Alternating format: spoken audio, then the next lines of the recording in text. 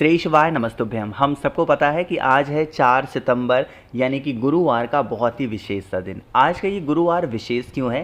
क्योंकि आज के इस दिन को वामन द्वादशी व्रत के नाम से भी जाना जाता है और बहुत सारे भाई, बहुत सारी बहनें वामन द्वादशी का व्रत भी रहती हैं। तो आज के दिन हम सभी को क्या करना है, एक शिव हरि मिलन दीपक अपने घर पे लगाना है, जिससे हमारी फैमिली में, परिवार में किसी भी रूप में कैसे भी कोई भी संकट ना आ पाए। ठीक है ना? वीडियो को पूरा देखिएगा जिससे जानकारी आपको बहुत अच्छे ढंग से समझ में आ पाए। देखो, इस उपाय का नाम क्या है बताओ जल्दी से। शिव हरि उपाय। क्या नाम है? शिव हरि उपाय। अब यहाँ पर हमें एक दिया नहीं लगाना है, हमें कितने दिए लगाने हैं? हमें 2 दीपक लगाने हैं।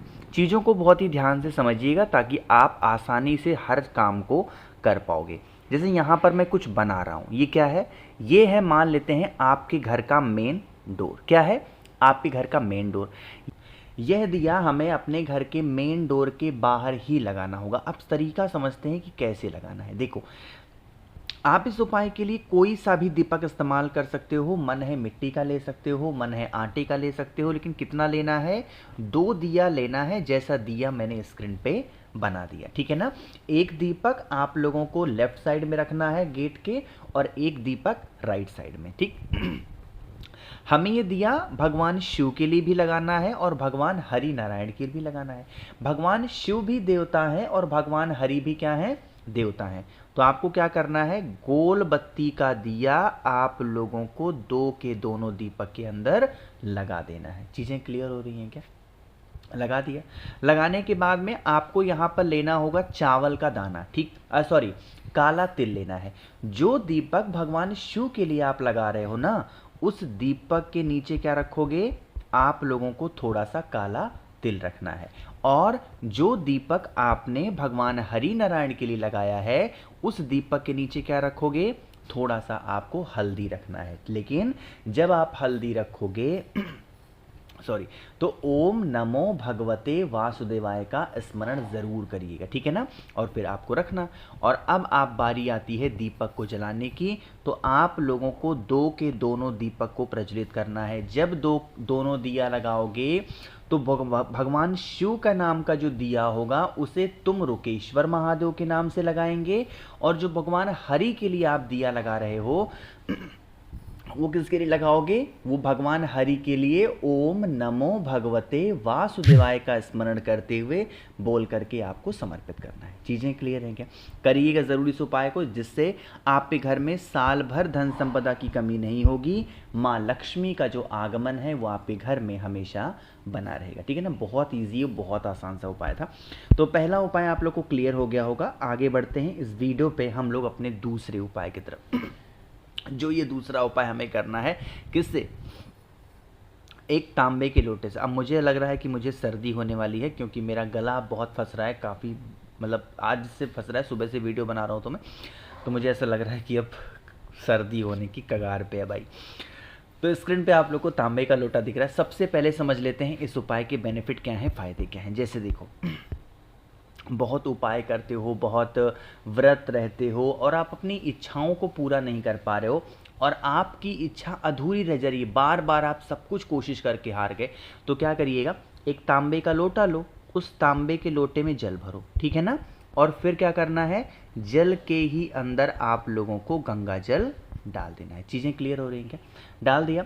अब यहाँ पर आपके पास में होना चाहिए थोड़ा सा पीला चंदन। ध्यान रखिएगा, पीला चंदन गीला हो तो भी चलेगा, पीला चंदन सूखा हो तो भी चलेगा, इसमें कोई दिक्कत नहीं। ठीक है ना?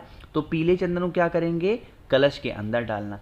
अब एक सबसे मेन चीज़ बाकी है। वो कौन सी चीज़ है? वो है हल्दी। ठीक, थोड़ा सा हल्दी को अपने हाथों में ले लेना, या फिर अपनी कटोरी में ले लेना, किसी भी चीज़ में ले करके 2-4 बूंद पानी डाल के गाढ़ा सा पेस्ट बनाओ, और कलश के ऊपर, कलश के अंदर, ध्यान रखिएगा, जब भी महादेव का कोई उपाय करो, हल्दी बहुत विशेष परिस्थिति में लगाई जाती है, विशेष दिन पे लगाई जाती है। आज के दिन हल्दी नहीं चढ़ाना महादेव को, तो क्या करना है?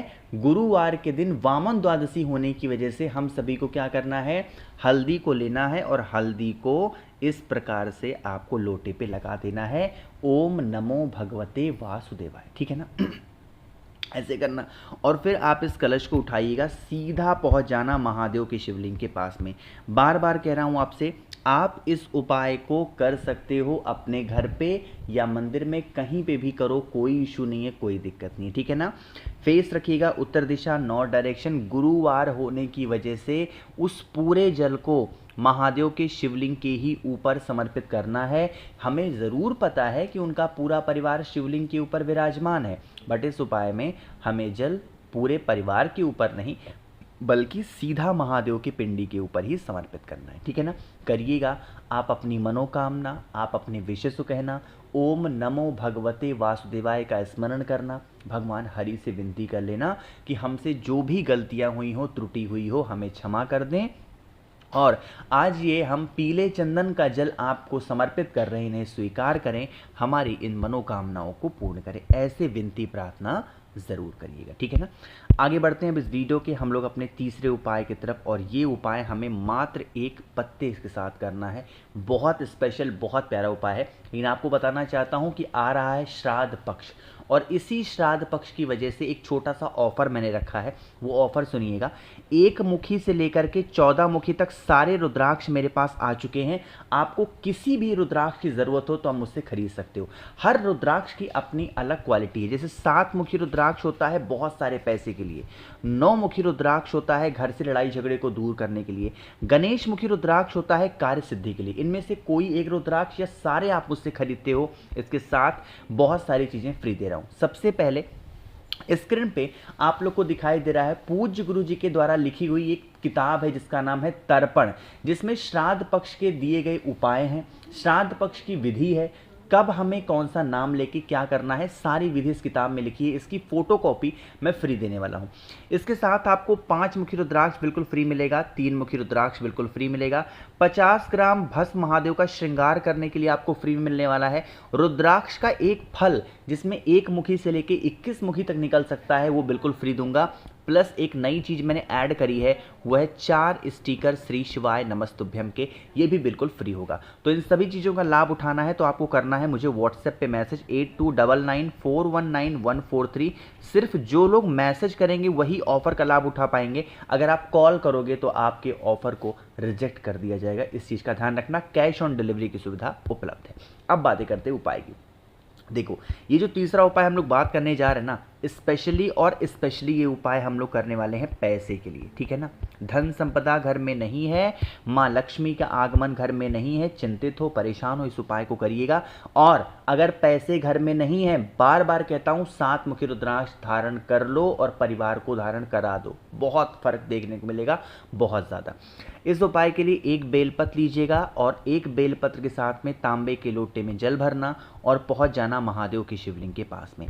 हम सबको पता है कि जब हम कोई भी उपाय धन संपदा का करते हैं तो कुंदकेश्वर महादेव का ध्यान करते हैं।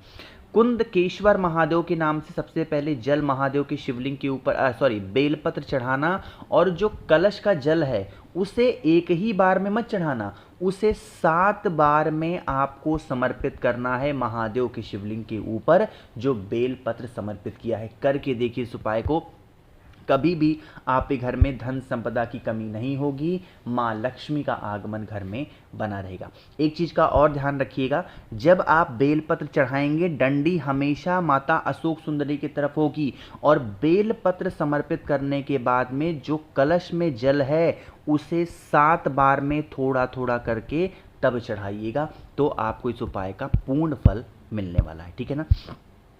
आगे बढ़ते हैं इस वीडियो के सबसे आखिरी उपाय की तरफ, जो कि हमारा चौथा उपाय है। लेकिन सबसे पहले कर दीजिए वीडियो को लाइक, जिसने अभी तक चैनल को सब्सक्राइब नहीं किया। मेरी आवाज़ आप पहली बार सुन रहे हो, चैनल को ज़रूर सब्सक्राइब करेंगे, ठीक है ना। चलो समझने की कोशिश करते हैं।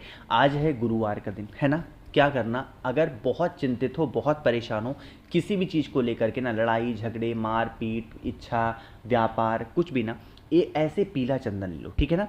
यहाँ पर बेलपत्र नहीं चाहिए, पीला चंदन ले लो, तांबे के लोटे में जल भर लो और पहुँच जाओ महादेव के शिवलिंग के पास। समझना तरीका जो बताने जा रहा हूँ, ये उपाय बहुत ज़्यादा स्पेशल है।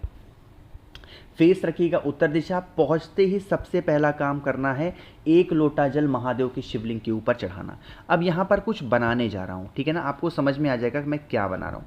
एक उंगली ऐसे बनाया मैंने, दूसरी उंगली ऐसे बनाई, तीसरी ऐसे बनाई, चौथी सबसे छोटी वाली ऐसे, और फिर आप लोग को ऐसे। ये है आपका हाथ, यही तो है। अब उस पीले चंदन को त्रिपुंड बनाना है अपनी मनोकामना कह के। देखो यहाँ जैसे यहाँ पर त्रिपुंड बना है, एज सच आपको भी बनाना है। लेकिन 1 मिनट, मैंने मिटा दिया क्या? 1 मिनट जल्दी से बना लेता हूँ। 1 2 3 4, समझ में आ जाएगा आपको ना। देखो जो पीला चंदन आपके पास ना, आपको इस उंगली में, इस उंगली में और इस उंगली में लगाना। लेकिन जो ऊपर की लाइनिंग होगी, मेरी बातों को ध्यान से सुनिएगा, जो ऊपर की 2 लाइनिंग होगी, पहला लाइन इस उंगली से, दूसरी लाइन इस उंगली से, और जो नीचे की लाइन आपको दिखाई दे रही है यहाँ वाली, वो नीचे की लाइन आपको इस 3 नंबर वाली उंगली से बना देना अपनी मनोकामना कह के। आपकी वो सारी विशेष पूरी होंगी। ये एक तरीका होता है त्रिपुंड को बनाने का। बाकी कोशिश की है अच्छा समझाने की। वीडियो पसंद आई हो लाइक करिएगा। कुछ पूछना है नीचे कमेंट सेक्शन में। मेरे जितने भी भाई बहन आवाज़ पहली बार सुन रहे हैं, चैनल को ज़रूर सब्सक्राइब करेंगे। श्री शिवाय, नमस्तुभ्यम।